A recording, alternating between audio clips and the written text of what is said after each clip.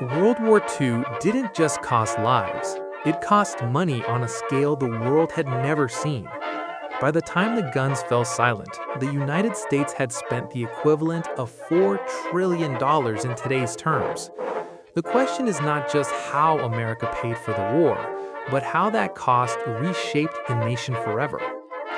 When the United States entered World War II in December 1941, it was still recovering from the Great Depression.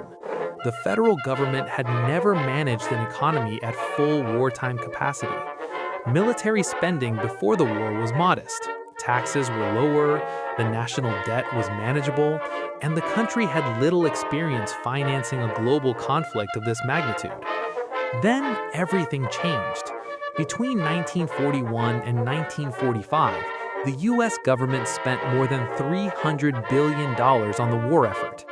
Adjusted for inflation, that figure rises to roughly $4 trillion today. To understand the scale, that was more than the federal government had spent in its entire history up to that point.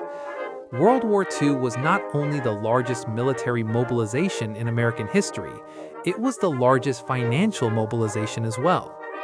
The money went everywhere, into factories, shipyards, research labs, and battlefields across the globe. At its peak, wartime spending consumed nearly 40% of America's GDP. Entire industries were restructured around military production. Automobile plants stopped making cars and began producing tanks and aircraft engines. Steel mills ran day and night. Shipyards on both coasts launched vessels at a pace that stunned even military planners. But producing weapons was only part of the bill. The United States also had to feed, clothe, arm, transport, and pay more than 16 million service members. It built airfields in the Pacific, ports in North Africa, and supply lines stretching thousands of miles. Fuel, ammunition, vehicles, medical supplies, every bullet and bandage carried a price tag. Research costs added another layer. Projects like radar development, advanced aircraft engineering, and most famously the Manhattan Project consumed vast sums. The atomic bomb alone cost nearly $2 billion at the time, over $25 billion today, making it one of the most expensive research programs in history. This was total war, and it demanded total spending. The United States could not simply print money without risking runaway inflation. Instead, Washington turned to a three-part strategy: taxes, borrowing, and public participation. Taxes rose dramatically. For the first time, millions of middle-class Americans began paying federal income tax. The number of taxpayers increased from about 4 million in 1940 to over 40 million by 1945. At the same time, the government sold war bonds directly to citizens. Posters, radio broadcasts, and Hollywood stars urged Americans to lend money to their own government. By the end of the war bond drives had raised over $185 billion. The rest came from borrowing on financial markets, which caused the national debt to skyrocket.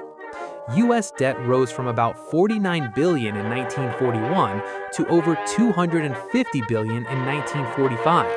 Pushing debt to roughly 120% of GDP, the highest level in American history. The war was not just fought on battlefields, it was financed in bank accounts, paychecks, and living rooms across the country. At first glance, the cost of World War II seems crushing, $4 trillion in today's terms, a national debt that dwarfed anything before it, massive government control over industry and resources. And yet, that spending did something extraordinary. It ended the Great Depression by forcing factories to operate at full capacity. It modernized American industry with new technologies and infrastructure. It positioned the United States as the world's leading industrial and financial power, just as Europe and Asia lay in ruins. The war was staggeringly expensive, but it also built the economic foundation of the American century. In a paradox of history, the most destructive conflict ever fought became the catalyst for unprecedented economic strength.